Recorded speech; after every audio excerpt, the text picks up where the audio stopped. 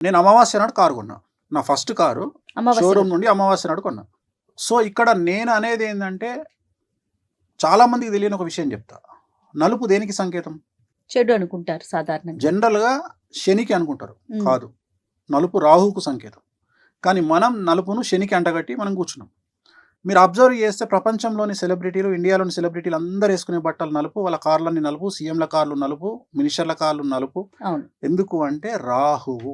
వాళ్ళ స్థాయికి రావడానికి ప్రత్యేకమైనటువంటిది రాహు.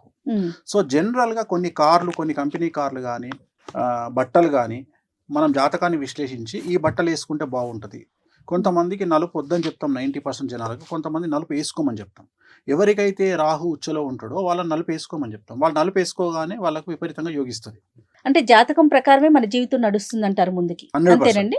మన జాతకంలో మనం పుట్టినటువంటి మన లగ్నాన్ని బేస్ చేసుకొని మన లైఫ్ డిసైడ్ అయి ఉంటది. ఓకే. మన లైఫ్ ఆల్రెడీ డిసైడ్ అయ్యే మనం ఆల్రెడీ డిసైడ్ అయ్యే మనం వచ్చినాం. వేణుస్వామి గారు ఇంత సక్సెస్ ని చూసారు. సక్సెస్ఫుల్ జ్యోతిష్కుడు అంటే వేణుస్వామి గారి పేరు తెలియని వారైతే లేరు కదా.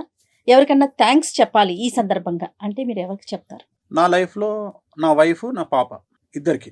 ఎందుకంటే నా వల్ల కొన్నిసార్లు వాళ్ళు బాధపడ్డ సందర్భాలున్నాయి. ఇప్పుడు నా వైఫ్ ఉంది. తను పెద్ద మ్యూజిషియన్. భారతదేశం